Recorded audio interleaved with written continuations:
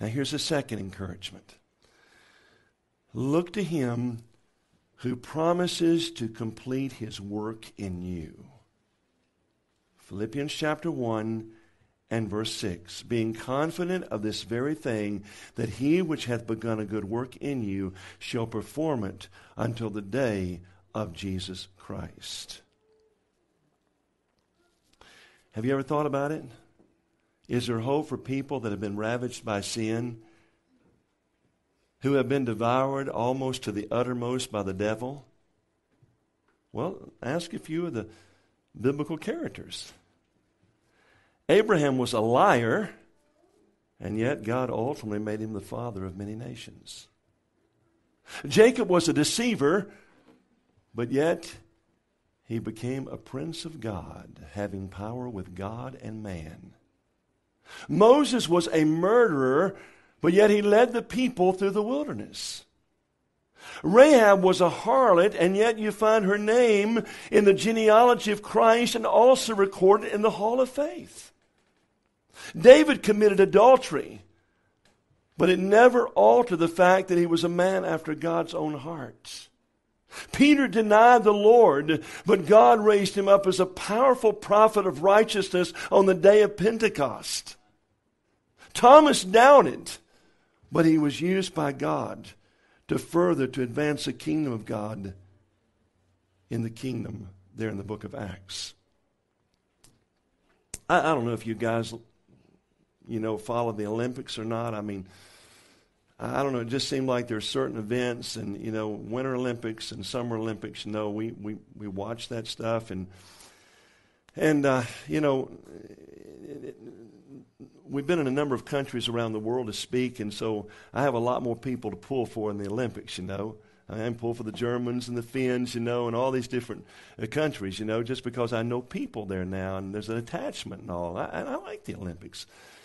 But I'll tell you, to illustrate this point of look to him that is going to complete his work in you.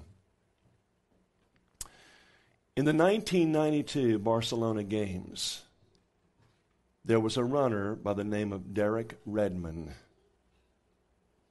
He was predicted to medal in the 400 meters. He had just blown everybody away in his first qualifying round, and he advanced. But in the second qualifying round, halfway around the track, his hamstring snapped. He just collapsed on the field. And all the runners just shot past him. All of his hope of winning a medal and perhaps even the gold was just dashed in just a split second. He gets up and all the paramedics are coming out and officials and they're trying to help him and he's pushing them back. And you can see the tears just coursing across his cheeks. I mean, the pain you feel for him, not only physically but also the disappointment. And here he is, he starts limping down the track, and then he starts just hobbling on one foot. And all the people in the stands, 65,000, start standing to their feet and giving him a standing ovation. And suddenly he stumbles again. And you can see in the background there's a large man that's pushing his way through security. And finally they just back off. It happens to be Derek's father, Jim. And his daddy comes out, and the boy leans on his daddy. He's just weeping profusely. And his daddy, Jim, says, son, you don't have to do this. He said, yes, I do. Yes, I do. And so the father looked at him and says, well, we'll do it together. You know what happens? He walks him around that track, and right before he goes across the finish line, his daddy lets him go. I want to tell you something, friend.